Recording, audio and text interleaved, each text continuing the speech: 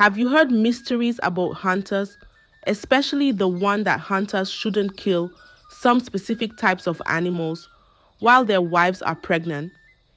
Here's the story of one hunter that did it, and what happened to him afterwards was very, very terrible. It started in a village called Ajero. There lived a popular and brave hunter named Kalili. Kalili was the best hunter in the village. He had killed big animals like elephants, lions, and buffaloes. Everyone knew him, and everyone talked about how brave he was. But Kalili had a problem.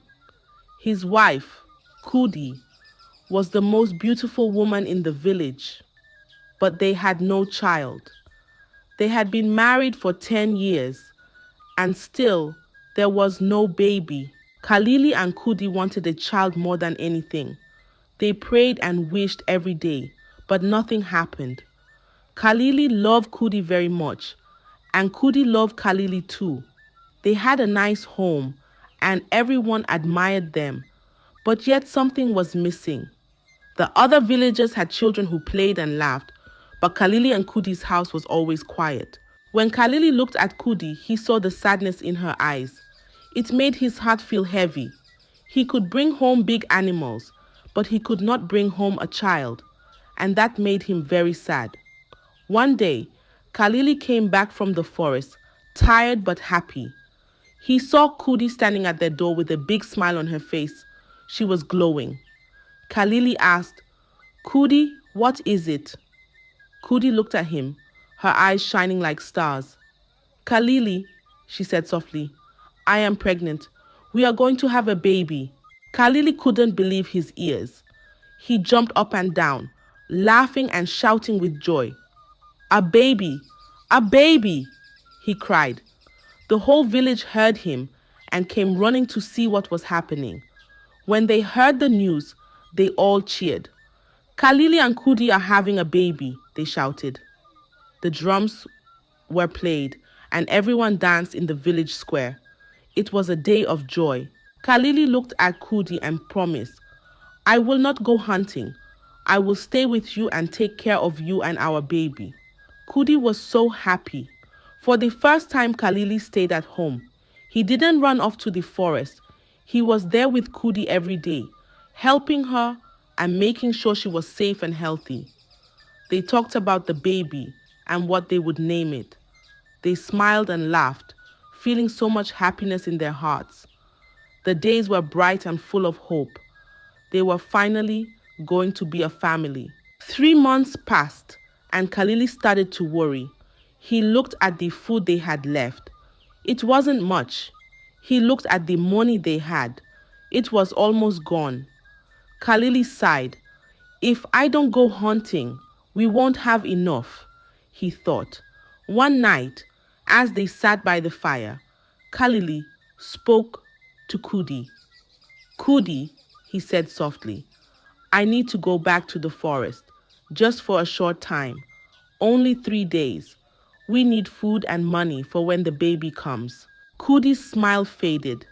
She remembered the promise Kalili made to stay with her. "But you promised," she said, holding his hand. "You said you wouldn't leave until the baby is born." Kalili nodded, his heart heavy. "I know, Kudi, but if I don't go, we might not have enough to take care of the baby." He tried to smile. "I will be back before you know it. Just 3 days." Kudi looked at him with sad eyes.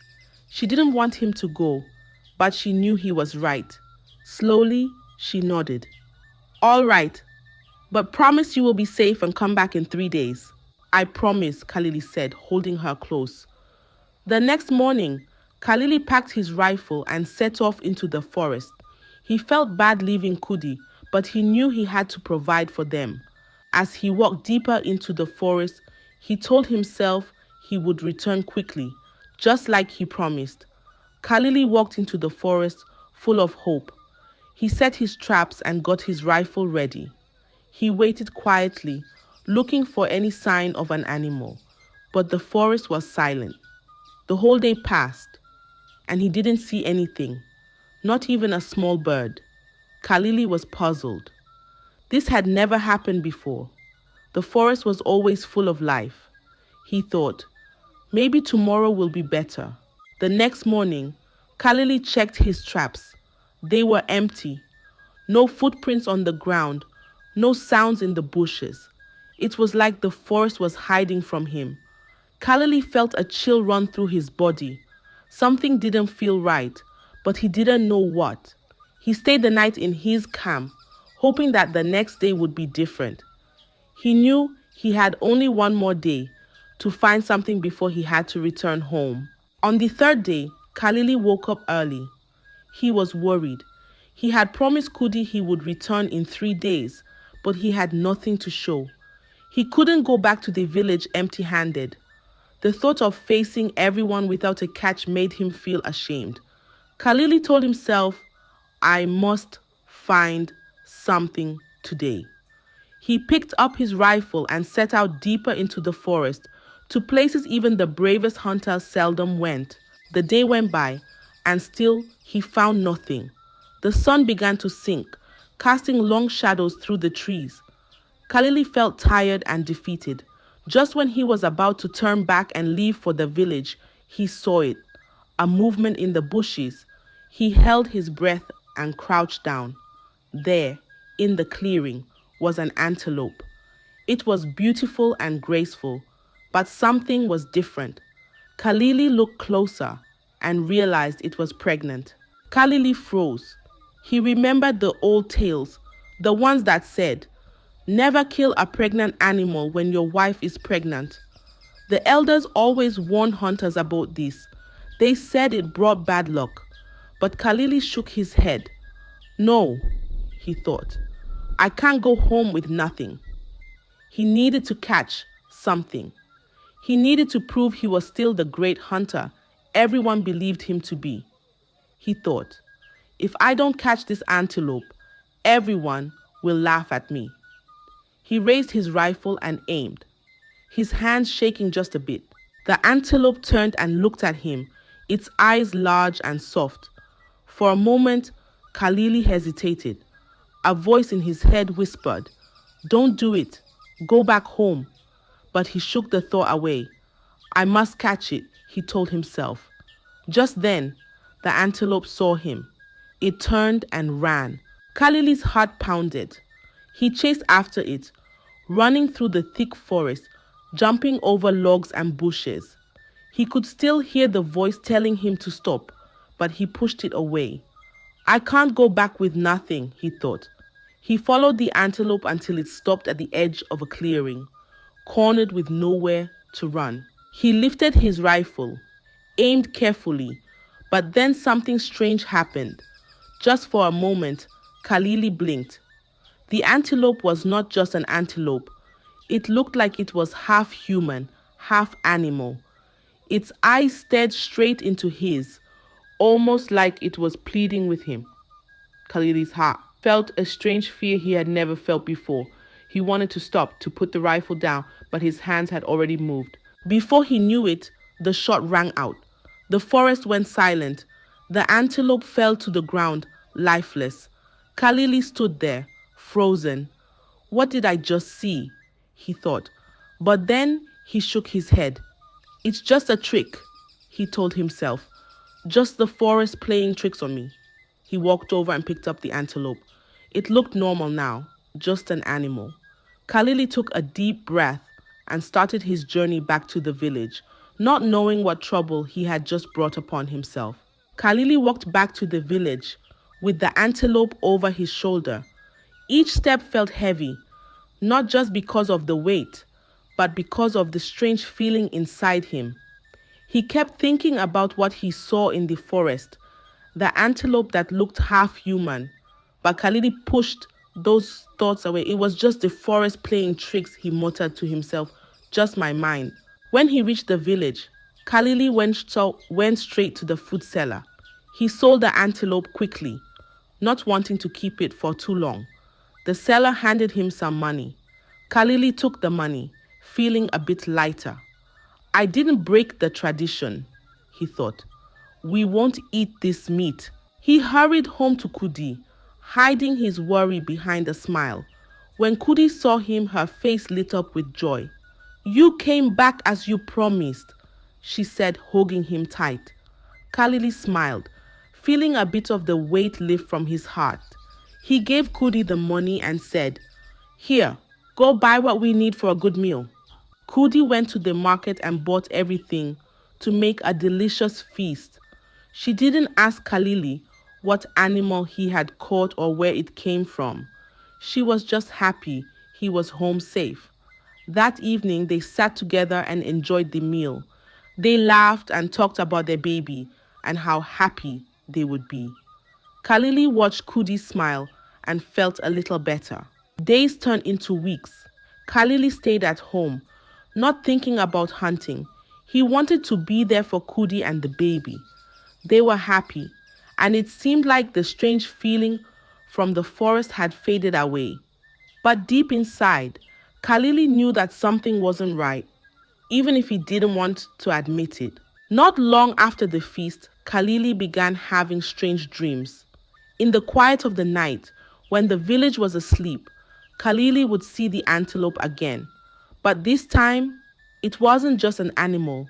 It had the face of a human, and its eyes were full of sadness. In the dream, it stared at him, not saying anything at first. Then it whispered softly, "You shouldn't have done it." Kalili would wake up suddenly, his heart racing, his body covered in sweat. He sat up in bed, trying to catch his breath. He looked over at Kudi, who was peacefully sleeping beside him. He didn't want to disturb her. "It's just a dream," he told himself. "Just my mind playing tricks." But the dreams didn't stop. Every night the same thing happened. The antelope, half human, those sad eyes, and the whispering voice. Kalili tried to be strong. He went about his days as usual, helping Kudi and preparing for the baby. He didn't tell Kudi about the dreams. He didn't want to worry her. But deep inside, he felt a growing fear. The voice from his dreams seemed to follow him, like a shadow he couldn't shake off. Kalili tried to push it away, telling himself that it was just his mind. But the fear was there, creeping into his heart, making him feel like something bad was coming. Weeks turned into months, and Kalili stayed home with Kudi. They waited for their baby's arrival, counting the days. Kalili was there to help Kudi with everything. They laughed, they talked, and they dreamed about the little one who would soon be with them. "We'll have a big feast when the baby comes," Kalili said, smiling at Kudi. For a while, life was peaceful. Kalili thought that whatever happened in the forest was behind them. "It's all over," he told himself. But as Kudi's delivery time got closer, Kalili started to worry again. "The baby will be here soon," he thought. "I need to prepare a feast for when the baby is born." Kalili knew that in their village, when a child is born, hunters come with gifts and everyone gathers to celebrate. "I must catch the best meat," Kalili decided. He wanted the feast to be grand, something to show how happy he was to be a father. One evening, he spoke to Kudi. "I need to go back to the forest," he said, "just for a short time. I want to catch something special for our baby's feast." Kudi looked at him with worry. "But you promised to stay," she said softly, her hands on her round belly. "The baby could come any day now." Kalili nodded. "I know, Kudi, but this is important. I will be back before the baby is born. I promise." Kudi felt uneasy, but she trusted Kalili. "Be careful," she said. Kalili nodded, kissed her forehead, and the next morning, he took his rifle and left for the forest again. Kudi watched him go, her heart heavy with worry. The house felt quiet and lonely. She prayed that Kalili would return quickly and safely, but deep inside, a small fear began to grow. 3 days after Kalili went back to the forest, Kudi felt a sharp pain in her belly. It's time, she thought, her heart racing. She cried out, and the village women rushed to her side. The midwives came quickly, ready to help bring the baby into the world. Stay calm, Kudi, they said, holding her hands. Your baby will be here soon. Kudi breathed deeply and pushed as they told her. But something was wrong. The baby didn't come. Hours turned into a whole day. The midwives tried everything they knew. They gave Kudi herbs. They whispered words of comfort, but nothing worked. Why won't the baby come? One of them whispered, worry lining her face. The next day came, and Kudi was still in labor. She was tired and in pain, but she didn't give up. She pushed and pushed, but it was like the baby was stuck inside her. The midwives looked at each other with fear in their eyes. This has never happened before, they said. The news spread through the village like wildfire. People gathered outside Kudi's house, whispering and praying. Why is the baby not coming? They asked each other. Everyone was worried. They had never seen anything like this before. Kudi cried out in pain, tears rolling down her cheeks. Kalili, she whispered, where are you? But Kalili was deep in the forest, unaware of the struggle at home. He didn't know that Kudi was fighting for their baby's life and her own. The midwife stayed with Kudi, holding her hands and telling her to be strong. Hold on, Kudi, they said, even though they were scared too. Days passed, but the baby stayed inside. It was as if something was keeping the baby from coming into the world. The whole village held its breath, waiting and hoping for a miracle. Kalili returned to the village after a week, carrying a big catch on his back. The feast will be grand, he thought with pride, smiling at the thought of seeing Kudi and their new baby. But as he walked into the village, he noticed something was wrong. The villagers weren't smiling, they weren't cheering. They looked worried and sad. What happened? Kalili asked, his smile fading. An old woman stepped forward, her face lined with worry. Kalili, your wife, Kudi. She's been in labor for 7 days, she said softly. Kalili's heart sank into his stomach. 7 days, he whispered. He dropped his catch and ran to their home. When he saw Kudi, his heart broke. She was lying there, her face pale and tired, eyes closed in pain. The midwives were around her, trying to help, but nothing was working. Kudi, Kalili cried, kneeling beside her. I'm here now. But Kudi was too weak to respond. She just held his hand tightly. Kalili's eyes filled with tears. Why won't the baby come? He asked the midwives. They shook their heads, not knowing what to say. We've tried everything, they whispered. Kalili was desperate. He couldn't just stand by and do nothing. He went into the village searching for answers. He caught native fowls and made sacrifices to the gods, pleading for their help. He prayed with all his heart, asking for the safe delivery of his child and for Kudi to be okay. He sang the ancient songs, danced the sacred dance, and burned herbs that sent smoke curling into the sky. But even after all the prayers and sacrifices, nothing changed. Kudi's screams filled the air day and night.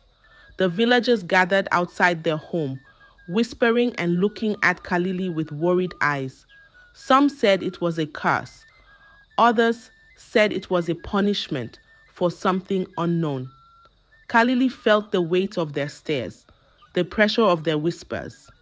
He looked at Kudi, so tired and weak, her face pale and her eyes full of pain. She had no strength left, but still, the baby would not come.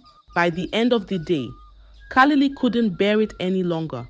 He had to find out what was happening. He had to understand why this was happening to Kudi and their baby. So, he decided to visit the village chief priest, the wisest man in Ajero. The chief priest knew the old ways and had the power to see things hidden from ordinary eyes. Kalili rushed to his hut, hoping that the priest could give him answers. He knew time was running out. Kalili fell to his knees in front of the priest. "Please help us," he cried. "Cudi has been in labor for 7 days. The baby won't come. I have tried everything." The chief priest looked at Kalili with serious eyes. "Tell me, Kalili," he said slowly, "what animals did you hunt while Cudi was pregnant?" Kalili hesitated for a moment. Then he began to list the animals he had hunted: raccoons, grass cutters, rabbits. When he finally mentioned the antelope, the priest's eyes widened. "You killed a pregnant antelope while your wife was pregnant?" the chief priest asked, his voice low and serious. Kalili nodded, trying to explain. "I didn't eat it," he said quickly. "I sold it to the food seller." "But," the priest shook his head slowly. "You don't understand," he said. "You sold the meat, but it still found its way to you." Kalili felt a coldness grip his heart. "What do you mean?" he asked, his voice trembling. The chief priest told him, "When you killed the antelope, you broke an ancient rule. Hunters must never harm a pregnant animal when their wife is carrying a child. You may not have eaten it directly, but it still reached your home." Kalili jumped up and rushed back to his house. He found Cudi lying weakly on the bed, her face pale. "Cudi," he said, his voice shaking, "the day I brought the money home, what meat did you buy?" Cudi, too tired to understand the urgency in his voice, replied softly, "I bought meat from the food seller. I didn't ask what kind it was." In that moment, Kalili realized the terrible truth. They had eaten the meat of the antelope he had killed, the one that was half human in his vision. They had broken the sacred rule, and now they were paying the price. Kalili felt like the ground was falling beneath his feet. He understood now why Cudi was suffering, why their baby couldn't be born. His actions had brought this upon them. Kalili rushed back to the chief priest, his heart pounding with fear. The old man was waiting for him, sitting quietly with his eyes closed as if he already knew what Kalili had discovered. Kalili fell to his knees before the priest, his voice breaking. "What have I done? Please, tell me how to save Cudi and our baby." The chief priest opened his eyes and looked at Kalili with a deep, sorrowful gaze. "The antelope you killed," he began slowly, "was no ordinary animal. It was a forest spirit, one of the guardians of the wild. They take the form of animals to protect the forest, and you, Kalili, killed one of their own, a mother carrying her young." Kalili's eyes widened in horror. He remembered the moment in the forest, how the antelope had looked half human, the voice that had warned him to go back. "The spirits are angry," the chief priest continued. "They demand a life in return. They want your child as payment for what you have done." Kalili's heart sank. The thought of losing his child because of his own actions was too much to bear. "No," he whispered. "There must be another way." The chief priest sighed deeply.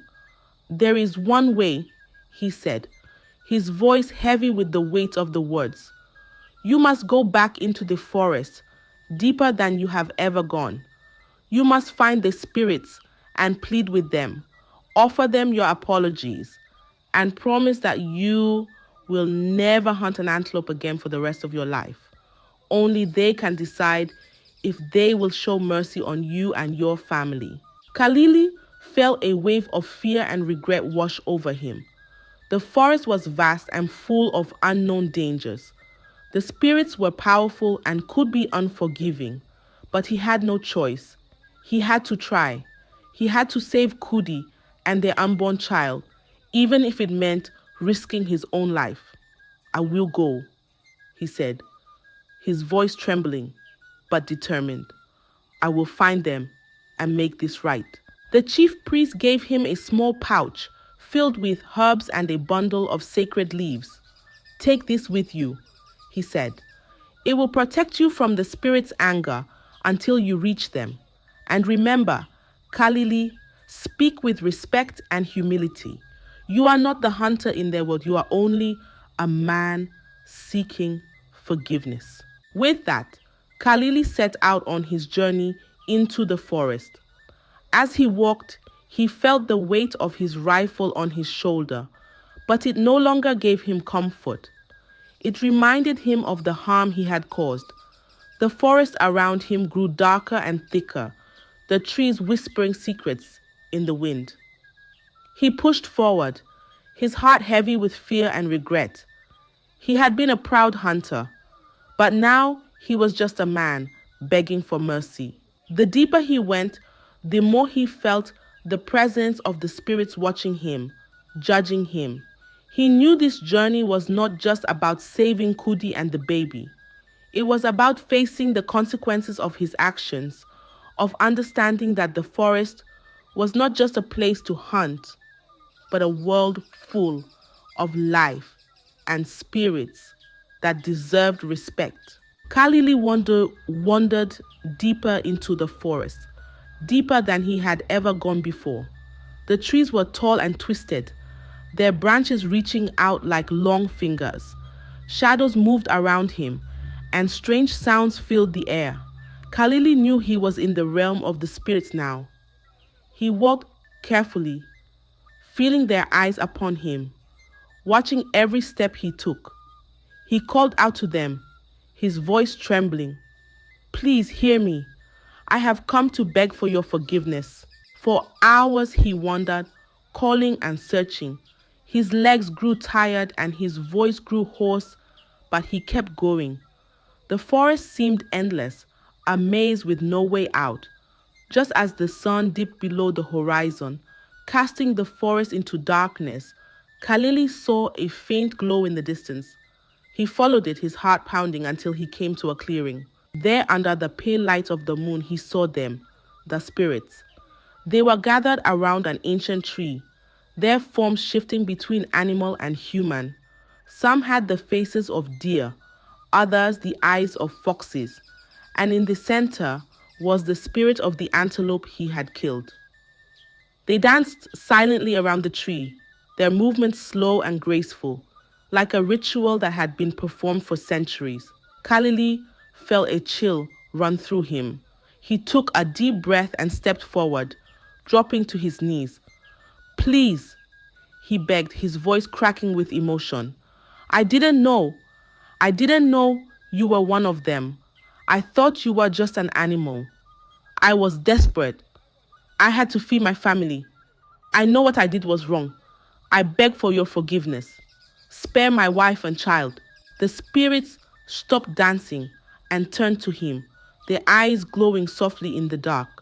The antelope spirit stepped forward, its eyes the same sad eyes he had seen in his dreams. It spoke, its voice echoing like the wind through the trees. Kalili, you took a life that was not yours to take. You broke the balance of the forest. We spirits do not seek revenge, but there are laws older than your village, older than your hunting. Kalili's heart pounded in his chest. He bowed his head, tears streaming down his face. I am sorry, he whispered. I will never hunt again. I promise. I just want my family back. The spirits looked at each other, and a deep, sorrowful silence filled the air. Finally, the antelope spirit spoke again. Your apology is heard, and your promise is accepted. But what has been done cannot be undone. Your wife and child have already passed into our world tonight, as you walk deeper into the forest. Kalili felt as if the ground had been ripped away from beneath him. He fell to his knees, his body shaking with grief. No, no, he choked out, the words barely a whisper. His mind couldn't grasp it, couldn't accept it. Cudi, his dear Cudi, and their unborn child gone. All because of his actions, his pride, his refusal to heed the warnings. The spirits stepped back, their forms shimmering in the moonlight.